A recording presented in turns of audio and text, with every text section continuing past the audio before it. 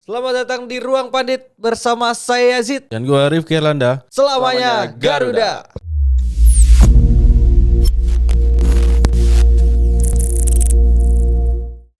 Timnas menang, Lebaran pun senang, Lebaran pun akhirnya bakalan full senyum. Paling tidak karena kemenangan 1-0 di atas Bahrain ini di Stadion Gelora Bung Karno bisa paling tidak meredakan kecewaan atas kekalahan telak dari Australia. Kalau kita ngelihat pertandingannya ini solid abis pertahanan kita, Mas Rifki. Terus banyak juga peluang yang tercipta. Tapi aku pengen ngomongin soal lini belakangnya dulu nih, kesolidan lini belakang. Sebenarnya gimana sih pembagian peran mereka sampai bisa menciptakan pertahanan yang solid ini? Ini patut diapresiasi lah tim kepelatihan timnas Indonesia yang sekarang dia mau melakukan evaluasi di lini belakang. Ketika ke pertandingan kemarin lawan Australia banyak hal-hal yang blunder ya dilakukan oleh lini pertahanan. Betul. Jadi ada perubahan besar di lini pertahanan dan dengan kembali diturunkannya 3 back yang sering bermain baik, yang punya catatan bagus ketika dimainkan bersama nih. Jadi ada Rizky Ridho, JIJ sama Justin Hubner. Dan ini menariknya 3 mereka bermain bareng nih, semuanya hasilnya clean sheet loh. Clean sheet, oke. Ketika lawan Australia 0-0, Oke. Arab Saudi 2-0, sama kemarin lawan Bahrain 1-0 kan. Waktu Ketika mereka main bareng artinya clean sheet terus gitu ya. Ya, itu jadi salah satu perubahan lah di lini pertahanan kita setelah lawan Australia dan lawan Bahrain. Jadi ya itu patut diapresiasi sih perubahannya. Tapi kalau ngelihat pembagian peran mereka di laga tersebut gimana tuh, Mas? Kalau di pertandingan lawan Australia kan kemarin yang jadi motor serangan buat long ball itu JIJ ya. Nah, kalau kemarin tuh nggak kelihatan nih si bola dari JIJ-nya. Tapi jadi pembagian tugasnya kan yang kemarin gue bilang kalau IJ sama Ridho tuh saling ngelengkapi nih dua saat, atau IJ sama si Hubner. Karena IJ tuh nggak punya kecepatan. Nah, kecepatannya tuh di cover sama si Rizky Ridho sama Justin Hubner. Lo bisa lihat kemarin kan ketika bola masuk ke area pertahanan Indonesia lewat samping tuh selalu Rizky Ridho jadi orang pertama yang cover, buat kalau ketinggalan dikejar lagi sama Rizky Ridho. Nah, si JJ cuma jadi kayak covering di belakangnya lah, backup belakang gitu, covernya. Jadi itu pembagian perannya udah pas lah maksudnya mereka bertiga ya ketimbang trio back yang ada di Australia kemarin. Dan ini juga kita nggak bisa ngesampingkan skema yang kemarin dipakai sama timnas kita gitu. Kalau kemarin kan kita lini pertahanannya ketika lawan si Australia itu tinggi banget. Nah, kemarin tuh ya kita agak ke bawah dan bermain sangat sabar sih di belakang, nggak buru-buru untuk pressing gitu. Kasih kesempatan buat si Bahrainnya main. Kalau ini strateginya Patrick Kluivert atau Alex Pastoor? Alex Pastoor sih. Alex Pastoor respect. Enggak, ini semua tim pelatih hasil evaluasi ketika ngelawan Australia kemarin sih. Tapi kalau dari lini depan itu kan akhirnya banyak peluang yang tercipta sebenarnya. Bahkan di presscon juga Patrick bilang harusnya kita tuh menang lebih dari 1 gol gitu karena banyak peluang dari Marceng, dari umpannya Kambuaya juga tuh yang gagal. Kira-kira apa sih perubahan dari lawan Australia sehingga kita tuh bisa lebih maksimal dalam menciptakan peluang? Kalau di depan sebenarnya nggak banyak perubahan ya dari pertandingan lawan Australia karena 3 kita di depan tuh masih pakai skema yang sama, cuman susunan pemainnya berbeda. Karena kan di pertandingan lawan Bahrain kemarin yang main tuh si Orat Mangun kan. Tapi pergerakannya tuh masih sama ketika lawan Australia dan peluangnya pun sebenarnya masih sama, nggak jauh beda lah. Kalau misalnya gue bisa bilang ya timnas kita di era sekarang tuh untuk di depan tidak ada perubahan aja cara menyerangnya atau menciptakan peluangnya. Cuman yang membedakan tuh bagaimana peluang itu bisa dieksekusi dengan sangat baik. Kalau menciptakan peluang sering banget timnas kita menciptakan peluang setiap pertandingannya ya di era sekarang gitu. Yang kalau misalnya bilang perubahan ya mungkin dengan hadirnya Ole sekarang jadi ada target man aja gitu. Itu dia tadi ya. Tinggal ya kelemahan kita kan masih belum bisa mengkonversi lah peluang kita jadi gol gitu kan. Apalagi ya kalau misalnya kita kemarin bisa cetak 2 gol lagi tambahan kan peluangnya si Marcelino sama Eliano ya tentu bisa tambah 3 gol gitu kan. Iya, Itu kan itu juga yang dia bilang ketika lawan Australia kan harusnya kan penalti bisa cetak Bisa gol, gol terus gitu, Eliano juga bisa cetak gol. Iya. Sebenarnya kita tuh banyak menciptakan peluang, cuman kelemahan kita ya belum bisa memaksimalkan semua peluang jadi gol gitu loh. Oke. Tadi sedikit kita bahas oleh Romeni. 2 laga 2 gol. Ini impresif banget penampilannya di matchday kali inilah gitu. Kira-kira apa sih yang bikin oleh Romeni ini bisa langsung cair chemistry-nya sama teman-temannya? Terus apa yang bisa ditingkatkan oleh di lini depan kita? Kalau dibilang chemistry ya tentu dengan waktu yang sangat sangat apa namanya pendek masih butuh waktu sih kalau misalnya chemistry masih belum belum menurut gua masih belum padu banget, tapi hadirnya Ole itu kenapa dia bisa mencetak gol? Yang pertama dia pintar mencari ruangnya ketika apa namanya golnya ke lawan Bahrain kemarin kan sebenarnya pergerakannya tuh dia dari samping dulu tunggu nggak langsung jadi ke depan tuh buat narik si pemain Bahrainnya dulu. Nah akhirnya kan si Marcelino masuk atau misalnya di kesempatan lain ada Ragnar masuk. Nah gunanya hadirnya Ole tuh di luar mencetak gol ya. Nah itu dia bisa narik dulu pergerakan lawan ketika pemain kita di bawahnya kita Marcelino masuk atau si Orat Mangun masuk. Baru tuh Ole muncul buat jadi target operannya si pemain depan. Nah, contohnya ketika peluangnya si Marcelino tuh yang bolanya ngangkat. Yang Itu lu lihat ketika Orat Mangun pegang bola tuh ketika counter kan. Nah, Ole tuh bukan masuk ke dalam, tapi dia keluar dulu tuh narik backnya apa namanya backnya si Bahrain, baru Marcelino masuk. Nah, itu perannya Ole tuh di situ tuh salah satu kelebihannya Ole di timnas tuh seperti itu. Entah itu mungkin skema yang dikasih oleh si Patrick Kluivert atau emang kualitasnya Ole seperti itu. Tapi kalau misalnya melihat cara bermainnya di Oxford pun ya hampir seperti itu juga sih. Peran dia narik lawan dulu, baru ketika rekannya udah dapat posisi yang enak di depan, dia baru masuk tuh kasih apa namanya kasih space buat rekannya bisa ngoper ke dia lagi. Kejadiannya ketika lawan Bahrain kemarin yang peluangnya Marcelino kan ketika dia udah narik lawan terus dia masuk ke dalam tuh buat nerima bola dari Marcelino, cuman sayangnya kan Marcelino langsung syuting aja gitu. Dia pas play Ronaldo itu Cristiano Ronaldo. Dan apa namanya untungnya si Ole punya apa namanya kelebihan buat eksekusi jadi gol gitu. Yang kemarin kita nggak punya kan, contohnya Orat Mangun lah beberapa kali dapat peluang lawan Jepang, lawan Arab Saudi yang 1-on-1 yang harusnya bisa dia langsung syuting kan dia tapi masih ditekuk dulu pengen dilewatin tuh kipernya, apalagi yang lawan Jepang kan peluang tuh.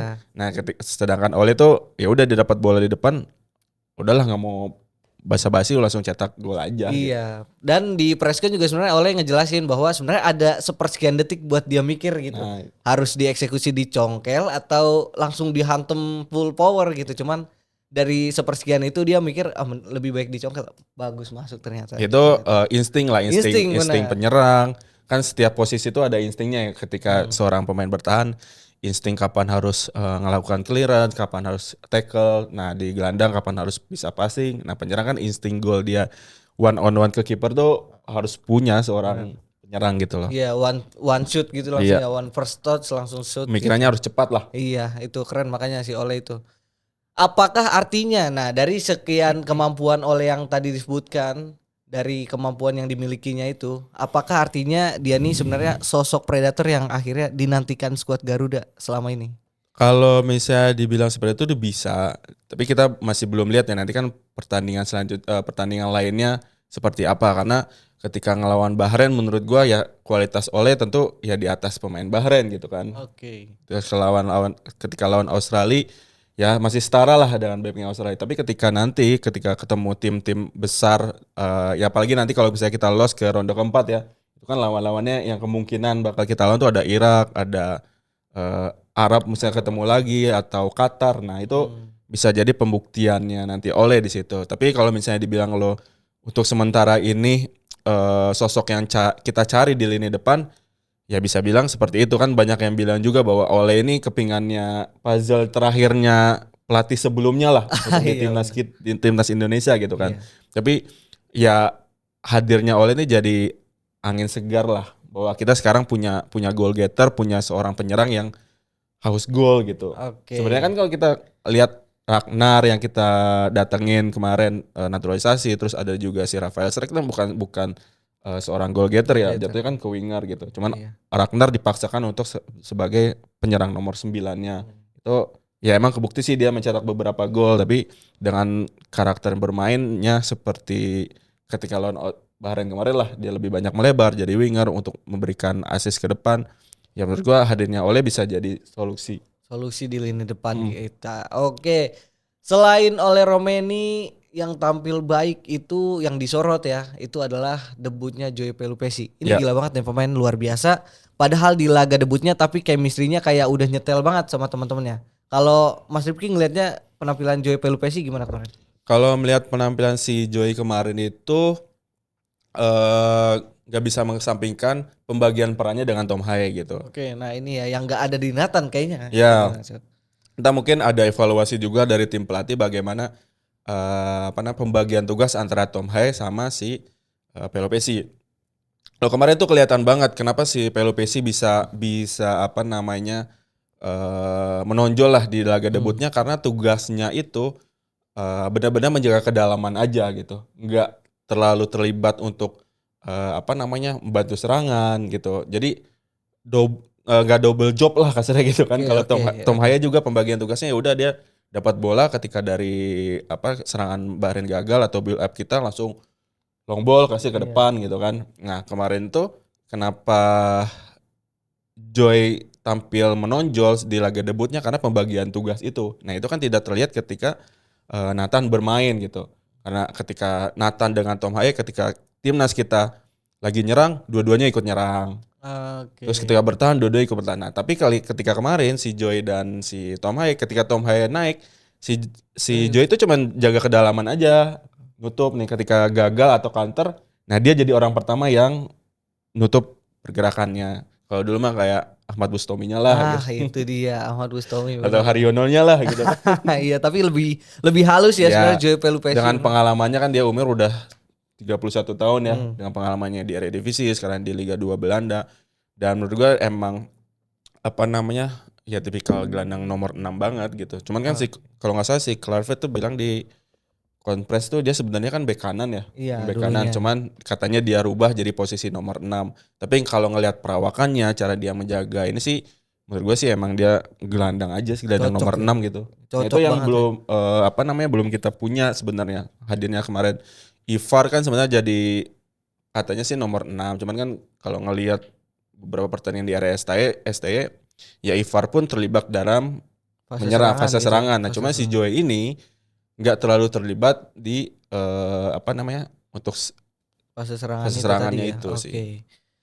Selain Ole dan juga ada Joy ya. Maksudnya selain Ole dan Joy yang tampil luar biasa, terus lini belakang kita yang solid banget. Itu sebenarnya karena aku nonton langsung ya, aku beberapa orang mungkin banyak ya supporter yang terkesima dengan penampilannya Kakak Ricky Kambuaya. Itu gokil banget walaupun dia udah lama gak main gitu kan, cuman main sebentar doang juga malam itu. Tapi ngasih kesan yang bagus lah. Kalau kita ngelihat kan di Liga 1 dia sebenarnya main bagus juga kan. Tapi kalau semalam gimana Mas Rifki? Jadi kan selama ini si Ricky Kambuaya itu dipanggil timnas untuk mengisi posisi defensive midfielder. Oke. Jadi DM lah. Itu sebenarnya yang tidak biasa dilakukan si Ricky Kambuaya. Kan kalau misalnya lo lihat di Dewa pun ya dia bukan seorang DM gitu. Oke. Minimal CMF lah atau IMF gitu. Nah, kemarin kan sama si Alex Pastor ngegantikan posisinya. Sebenarnya kan kalau lihat posisi dia main malah lebih banyak ke kiri gitu kan. Iya, lebih banyak Ke kiri gitu. Tapi nah kayak dikasih free roll lah di posisinya si Marcelino sebenarnya si Kambuaya kemarin Oke. gitu. Nah itu ketika lo bisa lihat aksinya si Kambuaya tuh kalau awal-awal waktu sama STY tuh sebelum ada gelombang naturalisasi ya. Iya, iya. Nah perannya si Kambuaya tuh seperti itu. Dia jadi CMF atau IMF benar-benar yang mengatur serangan untuk di depan gitu. Nah itu yang dilakukan si Kambuaya ketika di Dewa United. Dan itu terbawa dengan skema yang sekarang. Dan gue sih cukup memuji penampilannya Kambuaya kemarin. Karena ketika dapat kesempatan cuman berapa 10 apa 15 menit gitu ya. 10 menit, Tapi dia 15. menunjukkan. Nah ini salah satu contoh lah buat pemain-pemain liga lokal, Liga 1 yang dipanggil ke timnas tapi tidak mendapatkan menit bermain. Pernah nggak lo melihat seorang Ricky Kambuaya statement atau bikin postingan apa-apa tentang protes dia yang jarang dimainkan gitu?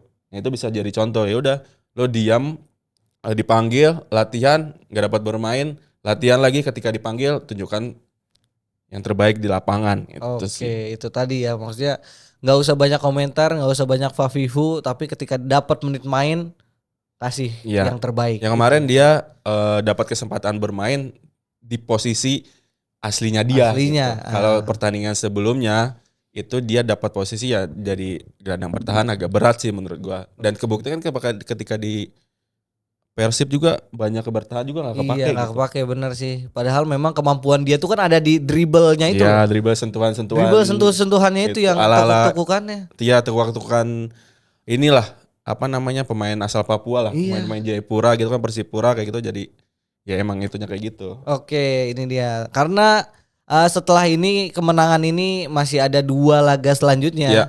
yaitu di bulan Juni nanti lawan Cina dan Jepang. Kita saat ini ada di posisi keempat. Gimana Mas Yuki ngeliatnya? Apakah kita bakal masuk langsung Piala Dunia atau ya udah di posisi 3 atau 4 aja pertahankan? Realistis aja lah kita, realistis aja. Sungguh berat lah lawan Jepang gitu kan. Oke. Jadi lawan Cina pun ya kita belum tentu bisa menang juga gitu, ya kan? Iya, karena Tapi lagi- ya balik lagi kita jangan terlalu overconfidence. Lolos ke Piala Dunia masih sangat berat lah, apalagi ketika ronde keempat nanti. Kalau misalnya kita lolos di ronde keempat itu lawannya bukan kaleng-kaleng gitu. Kita keluar dari kandang macan masuk kandang harimau gitu kan. sama aja. Sama aja gitu. Jadi ya kita nggak tahu nanti ketika bulan Juni apakah ada pemain baru lagi gitu kan datang buat naturalisasi, itu kan akan mengganggu ini lagi. Tapi kalau misalnya lo bilang lolos Piala Dunia ya kesempatan itu masih ada, tapi sangat berat lah Oke. untuk itu. Dan apalagi apa namanya ketika lawannya yang nanti akan lebih berat ya tentu kita harus mempersiapkan lagi skemanya harus seperti apa, pendekatan pemainnya apa. Kan salah satu kunci kemenangan kita di lawan Bahrain ini kan akibat menurunkan ego lah, atau apa namanya benar-benar memilih skema yang benar-benar bisa membawa kemenangan itu. Kan banyak perubahan. Kita udah bahas juga Jet waktu preview kan, harus lawan Bahrain tuh apa yang harus dilakukan timnas Indonesia, dan itu dilakukan.